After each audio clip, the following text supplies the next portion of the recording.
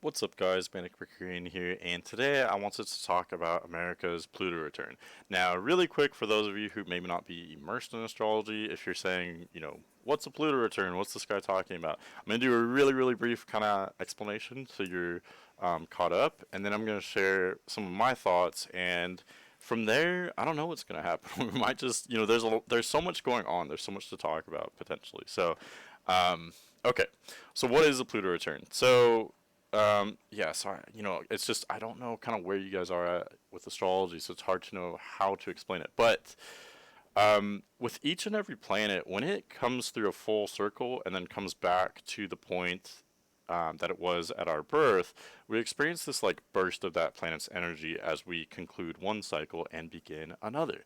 I think the most vivid example of this is the sun, our solar return, which is almost synonymous with our birthday, basically. Why do we celebrate our birthday? It's like a new beginning of a new year, right? That's exactly what it is. We also, we're kind of I don't know, the star on our birthday. It's all about us. I feel like that could be really easily compared to the sun's energy, where, with the sun, there's this like attention and ego and pride, this pride in who you are and this enhanced self-expression. So we experience this like burst of the sun's energy when the sun has come all the way around the zodiac back to the place it was at our birth. This happens for each and every planetary return, and as you go farther out, into the looking at the planets farther out from the sun, their orbits become longer and longer, and they move slower, and so the amount of time it takes for that planet's planetary return becomes much longer. So, for instance, probably the next most familiar example that we have astrologically is we're all familiar with our Saturn return, right? So, Saturn takes about 28-ish years to kind of orbit or go through its cycle. And so, in our late 20s, we experience this crisis because, unlike the sun, Saturn is a malefic, meaning that its energies are much more challenging. So, we're kind of challenged in our late 20s. We have to kind of live up to Saturn's expectations, if you will. We have to be challenged and usually take on more responsibility at that time.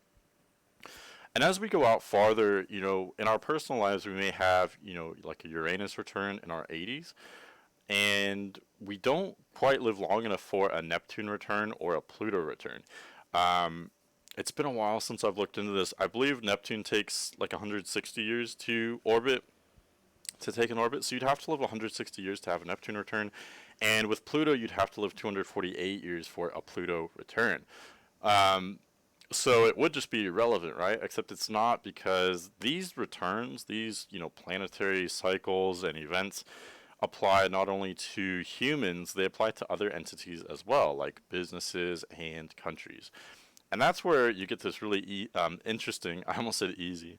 I guess it's easy too, but you get this really interesting convergence of history with astrology when you start to combine these long-term planetary cycles, especially looking at, the outer planets, Uranus, Neptune, and Pluto in particular. When you combine, these cycles with the astrology of nations, that's where these really interesting patterns emerge of countries rising and falling and experiencing different themes. Okay, so basically, every 248 years, each nation, if it lives that long, because not all nations do, of course, but if a nation lives to its supposed, so called 248th birthday, so to speak, it experiences a Pluto return. Now, what is a Pluto return? This is, like I said, a burst of Plutonian energy. Now, Pluto is a little bit more like Saturn. It is a malefic, it's more challenging in nature. With Pluto, a really kind of handy example of Plutonian energy is, it has parallels to the Phoenix. So the Phoenix bursts into flames when it's ready to transform, and it becomes just ashes. So it's very, this is very destructive, but then from the ashes emerges a new baby bird. So there's this cycling, there's this transformation of out with the old, in with the new. And that might sound really great. Plutonian energy, I think, is necessary for evolution, for becoming much stronger. It's almost like we're becoming stronger. Um, a a little bit like Saturn, like becoming more mature, more wise, etc. But it's with Saturn, it's more like practical stuff, like being more responsible, etc., etc.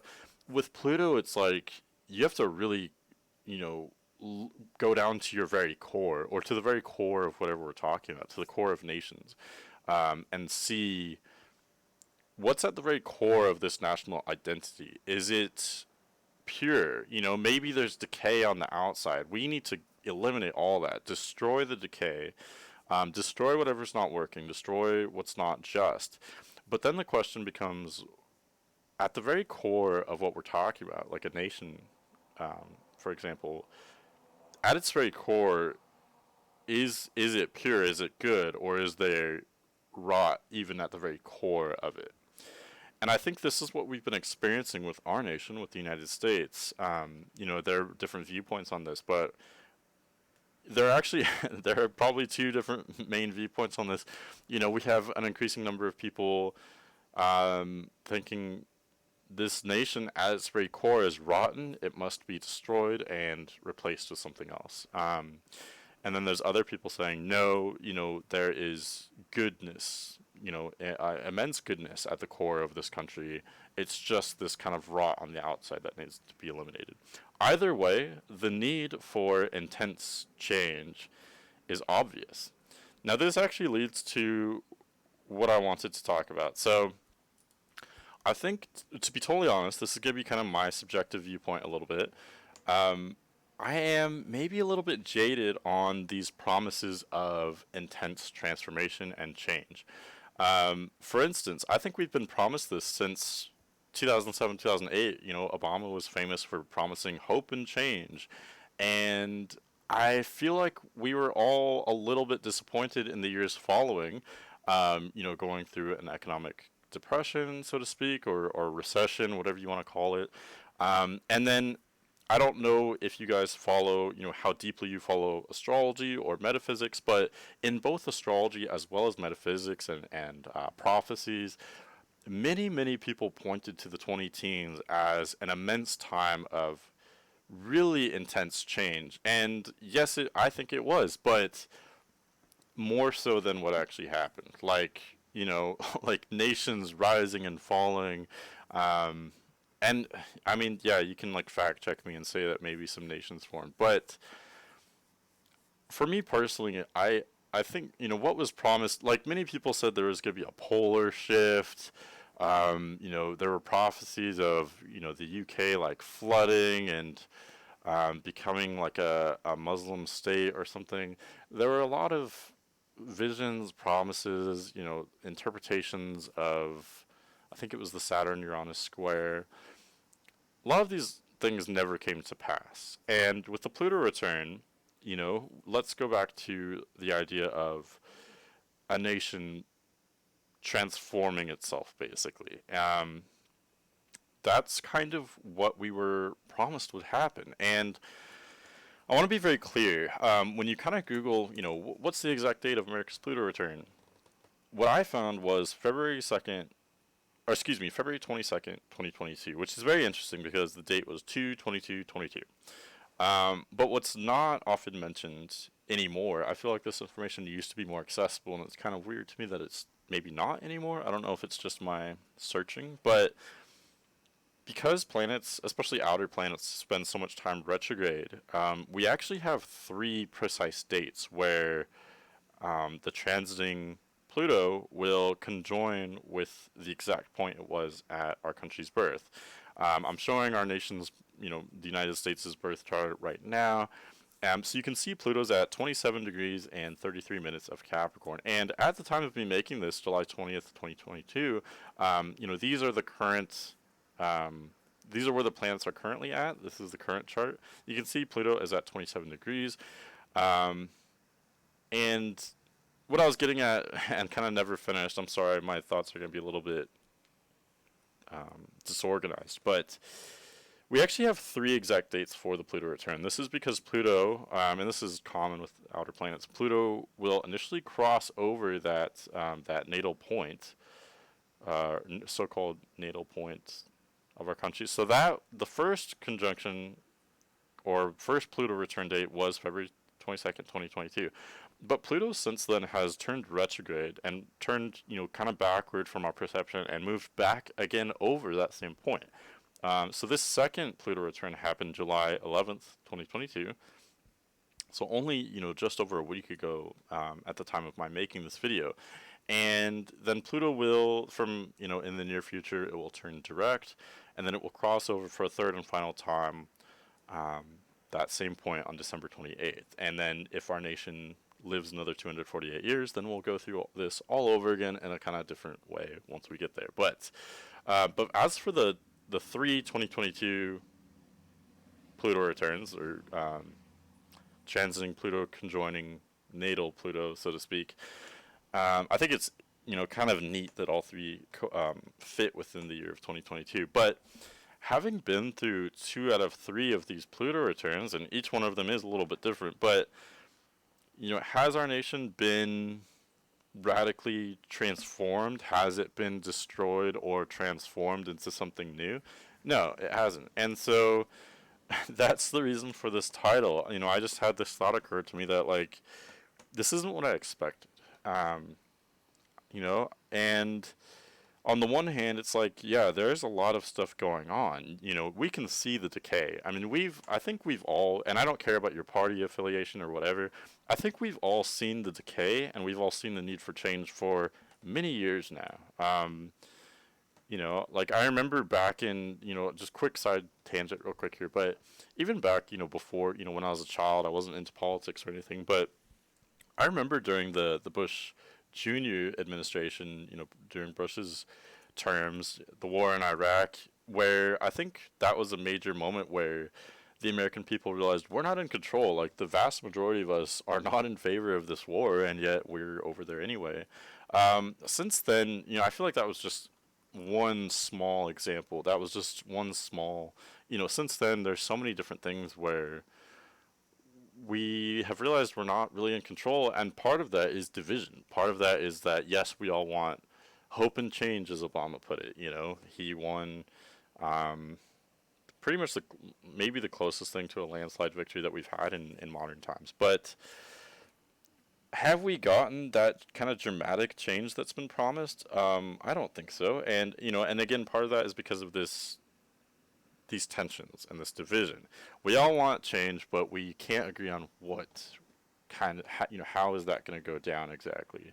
What are we going to change to?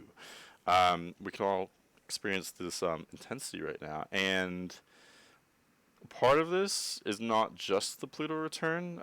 We also have some other things going on. America's really going through it in the 2020s. So, for instance, we already experienced America's Neptune opposition. So Neptune was, like you can see here in this birth chart for America, Neptune was at 22 degrees Virgo. And in May of 2021, Neptune was exactly opposite. So, Neptune still is, 25 degrees Pisces. It was just opposite. So on this chart, Neptune would be almost exactly opposite. We already experienced the Neptune opposition. We will experience the Uranus return July 2027. So Uranus is, about awakenings and shifting. I think that's going to be really, I think that's going to be even bigger than the Pluto return, because you can see here in this birth chart, Uranus is conjunct the descendant. And whenever a planet is conjunct one of the 4 angles, the ascendant, IC, descendant, or midheaven, it becomes very powerful in that chart because these points are very powerful.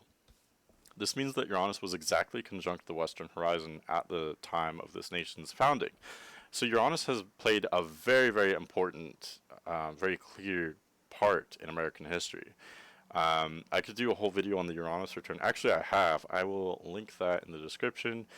But Uranus's orbit takes 84 years. If you go 84 years from America's founding, you pretty much get the Civil War. So America's first Pluto return coincided with the Civil War. If you add another 84 years, you get World War II. If you add another 84 years, you get 2026, 2027. So we're really experiencing it all right now. And this time, after a nation has been around for about 250 years, Um, this is actually common, to experience all these three things at the same time: the Neptune opposition, the Uranus return, and the Pluto return. So this is really the defining moment of, what is at the core of this nation. Is it good, and how can it move on? My take that I had on, and this is where I'm gonna let me kind of back up one moment here. So initially, well, even recently, I guess I just, it's common to wait for this date to drop, like a prophecy, and then it comes by and nothing seems to happen. And part of that is our very short term focus as humans. We live mostly day to day, and it's hard for us to see very much at all past that. It's like we're nearsighted. Um, and so part of it is that these are long term cycles. Just because the exact day has passed, this is really like this doesn't happen in a day. A nation doesn't truly rise or fall in a day. There may be one day like this day that July 4th, 1776. I should know that off the top of my head. But there may be one defining day where a moment happens like this, but that is not nowhere near telling the whole story. There's really much deeper story going on. So for instance, we're in the midst of it now. We're in the midst of this Pluto return. We just had the second Pluto return. We're in the midst of it now because it's not something that's even just going to happen. Well, it's definitely not going to happen in one day. It's not even going to happen in 3 days. It's not even going to happen just in this year. We're in the midst of this huge change. My initial take that I had for many years was basically that with a Pluto return, a nation must transform or be destroyed. I think that view is not unique to myself. Most astrologers would agree. It's pretty much a consensus, I would say. However, I don't feel like it's a really fleshed out kind of take on what the Pluto return is. This really became clear to me when I did a little bit of research looking at nations experiencing Pluto returns, and sometimes multiple Pluto returns if the nation was around for a long time. What became clear to me was that really what a nation experiences around its Pluto return is, there's a term for this, but I forget. It's power being passed on from one group or one culture to another. So, is that destructive? Maybe. It really just depends on who you're siding with. If you want the status quo, then this will be, incredibly destructive for you. Um, I think what is really clear is that, and this is even clear for people that aren't into astrology, the establishment, the old way of doing things is outdated. Its days are numbered. It's almost incredible that we've continued on for as long as we have with the way that things are currently. And looking at these historical trends with other countries, I found that what really happened was that the country was transformed just because, whoever was in power changed dramatically. I'm not going to do, a really deep dive on the history, but if you'd like that, I'd be happy to do that in another video. You can just maybe comment, if you're like, yeah, I want to know, how does history coincide with the Pluto return stuff or other cycles. I'm more than willing to do other videos on that. I'm not sure if it would bore you guys, so I'm not going to go into it in this video. But what I found that was kind of interesting is that it's not necessarily about a country rising or falling, although it can be. It's really just about whoever's in charge of that nation changing. Um, that was the first thing that kind of surprised me. It's not entirely different than my understanding that I had previously. It was just, I guess, a more rich, detailed understanding. But the other thing that surprised me was that these events often do not occur right on the Pluto return. Sometimes they occur several or maybe even more years after. So, for instance, Russia was basically founded in 862. This is going to be really brief, I promise. I promise this will be really brief. Russia was founded in 862, so the first Pluto return happened 248 years later, so that would be the year 1110, the beginning of the 12th century. And there wasn't a super big event right around that time, I don't think. I don't think Russia had writing then, so it's kind of hard to tell. I could be wrong, correct me if I'm wrong.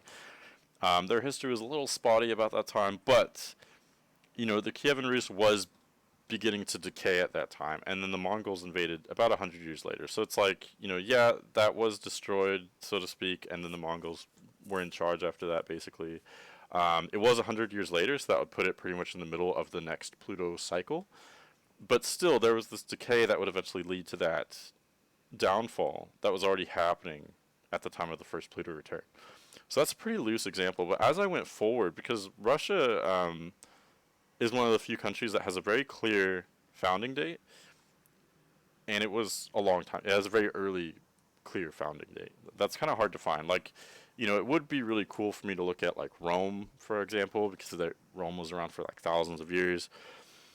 But Rome was kind of too far back where we don't have a precise date on its founding, so I can't look at its birth chart, so to speak. So it's just, or there's like the first French Republic, but that started in 1792, so that would be too late. The first Pluto return would be the year 2040. We haven't gotten there yet. Um, but I found Russia to be a really great example because there's one, two, three, four Pluto returns we can look at. I looked at all those. I'm not gonna go into that, but the first Pluto return was kind of um, the most, the least precise, I should say. But I do think it definitely qualifies. But then the next three were very precise. There was basically like one group. I'm almost picturing like a relay race. So it was like one group handing the baton onto the next group right around the Pluto return. And handing the baton onto the next group, it works as an analogy in many ways, but also kind of doesn't because, it was not nearly that graceful. Maybe they were doing it willingly behind the scenes, but it was not nearly that graceful for much of the common populace. So, what does this have to do with what we're experiencing now? We're experiencing that right now, and what I learned, is that from a historical standpoint, like the events that really make the headlines with these Pluto returns often don't happen until years later. So I found that very, very interesting because we are in for a lot of stuff happening in the late 2020s. This is actually something I talked about in the very first video I ever posted on this channel, looking at long-term transits going on. But we will experience the Uranus return, which is going to be really big, 2026, 2027. And then also in the late 2020s, there are going to be a lot of air and fire planets. With Pluto in Aquarius, Uranus in Gemini, Saturn in Aries, for example. There's going to be that sets up the background, the context for, every time the inner planets line up in air or fire signs, we're going to experience an overwhelming amount of yang energy. So yang energy is active. It pushes us to be more spontaneous. It pushes, for stuff to happen. So having all that at the same time of America's Uranus return and in the years just after America's Pluto return, that's when you're really going to see stuff hit the fan, so to speak.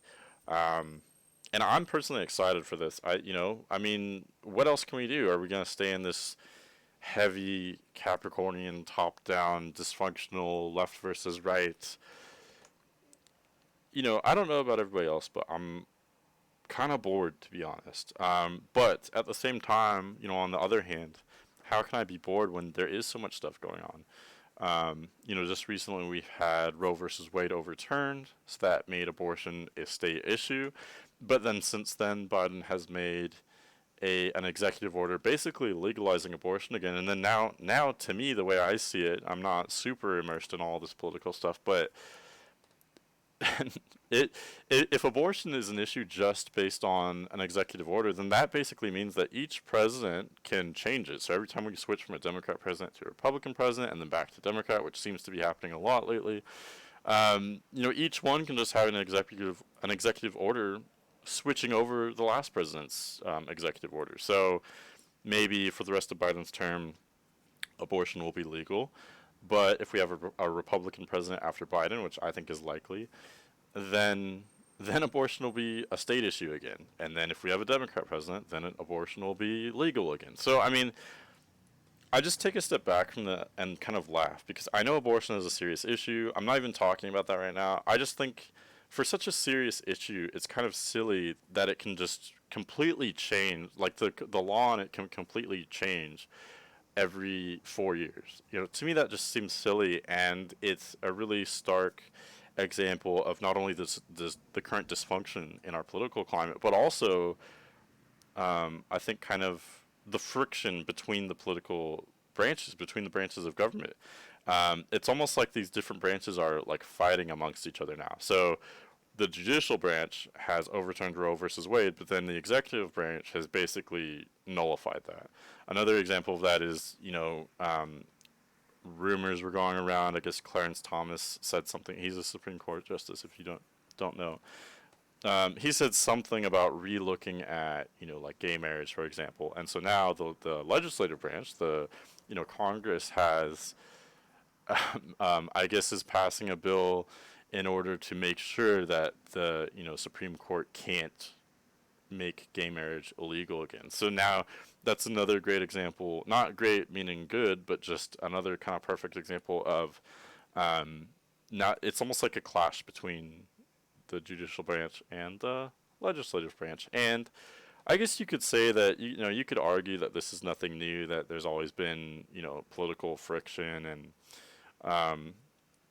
but at the same time it's like, I don't know, I just see it as it just seems to not be working anymore. And there's this, I think, like, we're not really unified at all anymore. There's this growing theme, I think, of not just left versus right, but like the states not being united, and the different branches of government not being united. So it's just, maybe I'm just impatient. Again, coming back to how we have such a short-term focus. I know I can be impatient with all my Gemini placements. But where is this leading, I guess? So I guess I'll just end this by saying I think the most important Pluto return will actually be the last one. And although I'm titling this a lackluster Pluto return, I don't think we've truly seen it yet. Yes, there's a lot of dysfunction. I specifically wanted to bring up the amount of national debt that we have, because as much as we may bicker about abortion or gay marriage, and these are very important subjects, don't get me wrong, but I think a vastly more important glaring issue is the economy. And I know we're all kind of feeling that right now, but I just look at menus at restaurants where it seems to be becoming more common for prices, to be, I forget the term, but it's like market price. It's like to be announced, basically. The prices are fluctuating so much. There's so much inflation right now, and we've been off the gold standard. We've had basically a fiat currency since 1971, I believe, or 1973.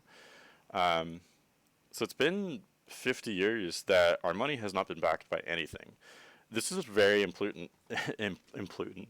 This is very important when we talk about Pluto type of stuff, because Pluto does have to do with currency as well as manipulation. So currency manipulation is right up Pluto's alley. Pluto has to do with like rare earth minerals as well. Nations that have a currency that is not backed by anything, that currency rarely lasts 20, 30 years.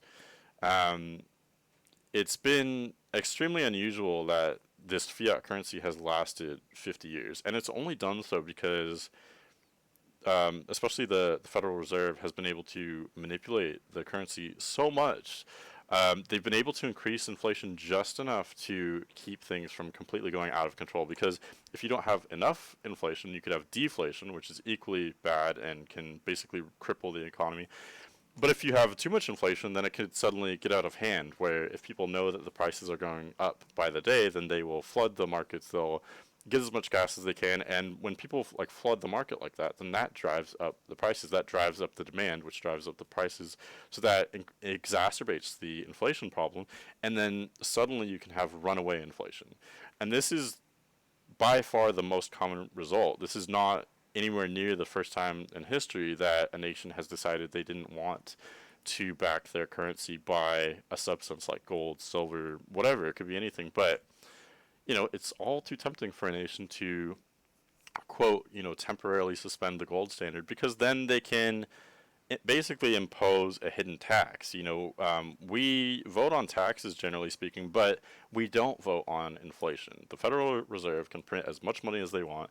They can, it basically becomes a tax on savings because the amount of money you're making that increases with inflation.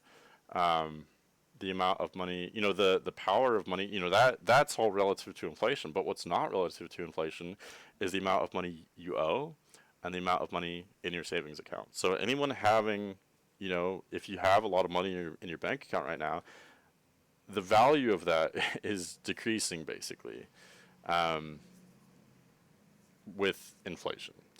So, and there's other reasons why nations would be interested in being able to manipulate their currency as well, but it diminishes the value of savings, and eventually it's like a time bomb. The currency cannot last. It must be replaced by something else. So we can bicker over these social issues, but and I maybe feel kind of strongly about some of them, but to me, they really pale in comparison to the severity of the amount of debt that we all have, both individually as well as collectively. Um, our relationship to money, basically, and then also the national debt as well.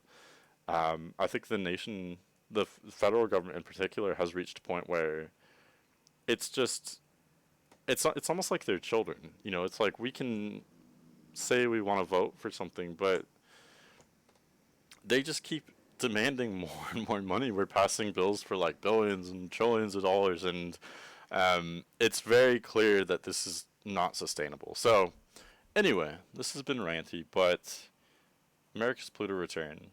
There's a lot of stuff happening right now, but at the same time, we have yet to see the immense change that we've all been feeling is inevitable to happen. I think we've all been waiting for this for 10, 20, maybe even 30 years. Um, and we haven't seen the change that we really want and that we know is on the horizon, that we know is coming.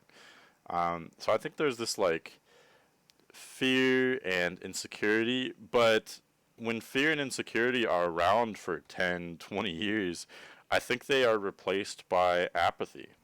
Um, that's what I'm currently dealing with, and I don't think I'm the only one. So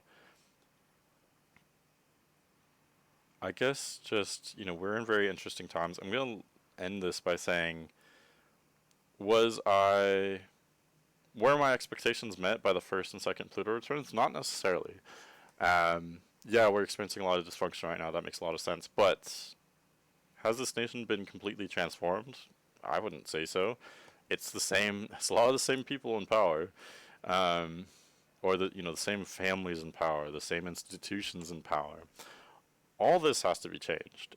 December 28th is gonna. Well, I was gonna say it's gonna be an important day, but it's not that day. It's like it's the months and years surrounding that day, really. But the years following is where we're really going to see this dramatic change. So I hope that was interesting. I know that was super ranty. I'm kind of in a mood right now, to be honest. But it's like the old Chinese curse: "May you live in interesting times." My heart honestly goes out to everyone because it's like we're all living at such a interesting time, and I think that can be.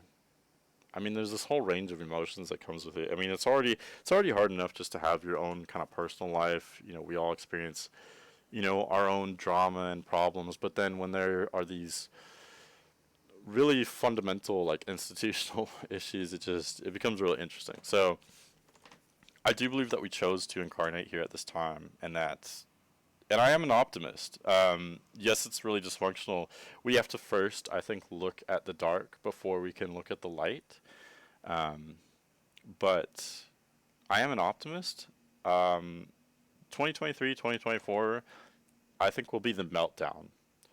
We're already past the Pluto return, so now the days of the establishment are very much numbered.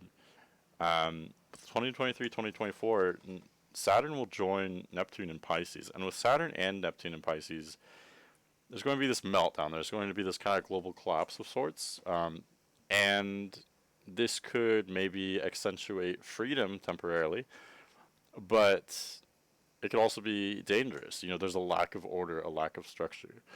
Um, So that will be very confusing. And there's also going to be we're going to be in a fog. We're about to enter this fog for a couple of years where we won't really be able to understand what's happening um, with Saturn in Pisces. But once Saturn emerges from Pisces, Neptune and Saturn will enter Aries together. And that's when we really start to enter this new age. We're also going to have Pluto entering Aquarius, like I mentioned, Uranus entering Gemini. We're going to start to get these yang energies and really move on into the new age.